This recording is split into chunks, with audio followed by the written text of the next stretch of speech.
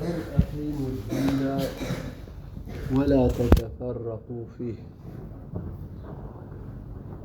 Ti përmbaheni fesë dhe të mos përçaheni në to. Allahu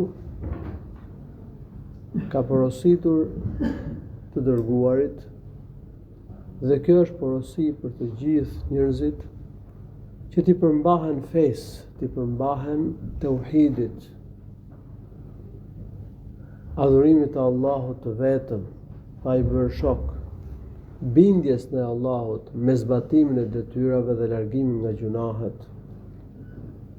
Të qëndrojnë fesë, të qëndrojnë tauhidit, të qëndrojnë rrugës fesë, duke i zbatuar detyrat, duke ruajtur nga gjunahet, dhe të mos përçahen në fe. Allahu ka urdhëruar për bashkim dhe e ka ndaluar përçarjen. Prandaj duhet të ruhemi nga sektet, nga bidatet, nga devijimet që sjellin përçarje. Duhet të ruhemi nga të gjitha shkaqet që çojnë në përçarjen e muslimanëve. Përçarja në fe është shumë e keqe, shumë e rëndë. Ka ndaluar Allahu i lartësuar në Kur'an. Muslimanët nuk duhet të ndahen në grupe, në parti. S'duhet bëhen fanatik të një grupi, të një partie, të një njeriu, po duhet të bashkohen në të vërtetën, tauhid, në rrugën e drejtë të Allahut, rrugën e sunetit, do në rrugë që është rruga e profetit sallallahu alaihi wasallam dhe shokëve të tij. Prandaj Allahu subhanahu wa ta'ala thot në një vend tjetër në Kur'an: "Wala takunu minal mushrikin, minal ladhina farraqu dinahum wa kanu shi'a." Mos u bëni nga idhujtarët,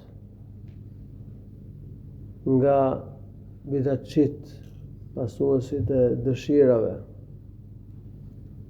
të cilët u përçanë në fe, devijuan nga feja e Allahut, duke ndjekur dëshirat, dhe u përçanë në grupe të shumta.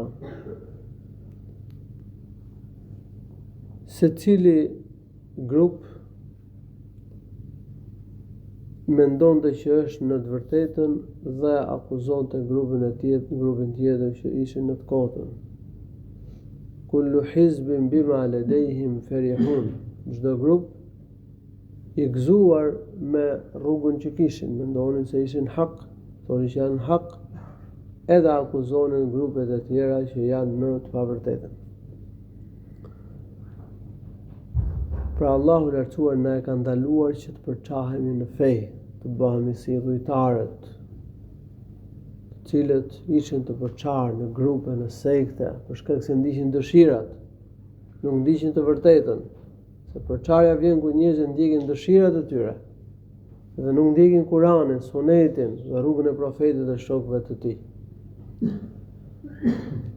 Edhe ata që përçahen bëhen grupe, ndjekin krejrat e tyre, pasojnë dëshirat e tyre. Gjithashtu Allahu thotë në Kur'an: "Wa'tasimu bihablillahi jami'an wa la tafarraqu." Kapuni të gjithë për litarin e Allahut, kapuni të gjithë për besën e Allahut, për Kur'anin dhe Sunetin. Kapuni të gjithë për besën e Allahut që është Kur'ani dhe Suneti. Dhe mos u përçani. Pastaj Allahu i lartësuar ka përmendur mirësinë që u bëri sahabëve që ishin të përçarë dhe i bashkoi. Para ardhjes së Islamit, ata ishin të përçarë. Allahu i lartësuar i bashkoi me mirësinë e Islamit. "Wadhkuru ni'matallahi 'alaykum idh kuntum a'da'an fa'alafa bayna qulubikum." Kujtojeni mirësinë që u bëri Allahu i lartësuar kur ju ishit armiq, kishin konflikte me njëri tjetrin, dhe Allahu i lartësuar u bashkoi. Fa asbahtum bi ni'matihi ikhwana, dhe ju me mirësinë e Allahut të lartësuar u bët vëllezër. Ishin të përçarë, Allahu i lartësuar i bëri vëllezër. Islami i bashkon njerëzit, nuk i përçan. Ishin konflikt, fisi Aus dhe fisi Khazraj, u bashkuan. Ishin feje dhe sekte shumë, për shkak se ishin devijuar nga feja e Allahut, ishin devijuar nga rruga e profetëve të mëparshëm. Erdhi drita e Zotit, erdhi Islami, erdhi e vërteta, u bashkuan. Prandaj Allahu thot kapuni për besën e Allahut, në Kur'anin dhe Sunetin. Se kështu bashkohen muslimanët, duke kapur për të vërtetën.